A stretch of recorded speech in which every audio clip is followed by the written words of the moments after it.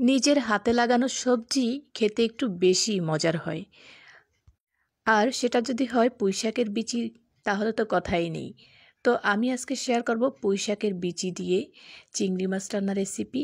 তো hello everyone, আসসালামু আলাইকুম, welcome back to my channel. তো আমি চলে এসেছি সকাল সকাল ছাদে।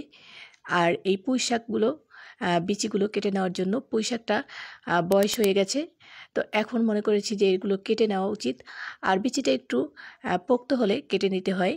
তো আমি বিচিটা একটু পোক্ত হওয়ার পরে কেটে নিয়েছি। আর কিছুটা আমি রেখে দেবো, গাছটা যাতে মরে না যায় একদম, আবার যাতে ফলন হয়, এজন্য গাছটাকে আমি রেখে দেবো। আর বিচিগুলোকে কেটে নিচ্ছি।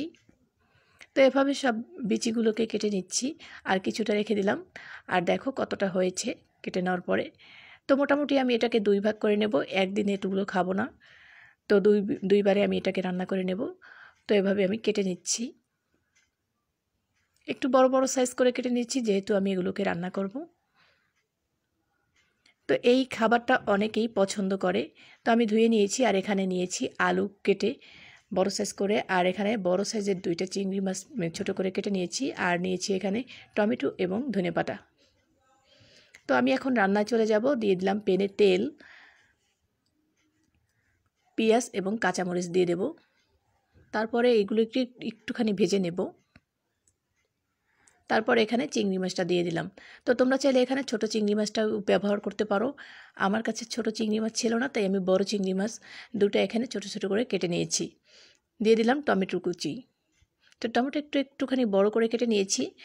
আর দিয়ে দিলাম এখানে পেঁয়াজ বাটা। তো এটা ফ্রিজে ছিল, তো এখনও বরফটা ছাড়েনি। আর দিয়ে দিলাম হলুদের গুঁড়া এবং মরিচের গুঁড়া। আমি এখানে তেমন কোনো আহামরি মশলা ব্যবহার করব না, কিন্তু খেতে অসম্ভব মজার হবে। চিংড়ি মাছের তরকারিতে আমি বেশি মশলা পছন্দ করি না। তো দিয়ে দিলাম এখানে পরিমাণ মতন লবণ, আর পানি দিয়েছিলাম। তো এখন ভালোভাবে মশলাটাকে কষিয়ে নেব। তো সবজিটা কিন্তু সিম্পল রান্না করলেও খেতে কিন্তু অসম্ভব মজার হয়েছে। আর পুঁইশাকের বিচি কিন্তু খেতে অনেকই ভালো লাগে, আর অনেকে এটা পছন্দ করে। তো এটা কিন্তু মাছ দিয়ে রান্না করে খেতে পারেন, ভাজি করে খেতে পারেন, যেভাবে খান সেটাই কিন্তু ভালো লাগবে। তো আমি আজকে চিংড়ি মাছ দিয়ে রান্না করছি। আর এখানে একটু আলু দিয়ে দিলাম, যেহেতু আলুটা সবাই পছন্দ করে, যার কারণে আমি একটুখানি আলু দিয়েছি এখানে।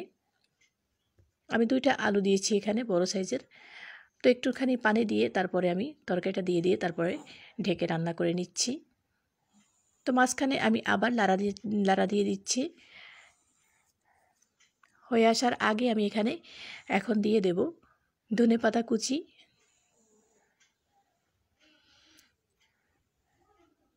তো ধনেপাতা কুচি দিয়ে আমি নামিয়ে নেব। 5 মিনিট জাল করে নামিয়ে নেব, তাহলেই হয়ে যাবে মজার এই রেসিপি। আশা করি আজকের এই ভিডিও তোমাদের কাছে অনেক বেশি ভালো লেগেছে। ভিডিওটি ভালো লাগলে পেজটির সাথে থেকো, যারা ইউটিউব থেকে দেখছো তারা চ্যানেলটি সাবস্ক্রাইব করে পাশে থেকো। সবাই অনেক অনেক ভালো থেকো। আল্লাহ হাফেজ, আসসালামু আলাইকুম।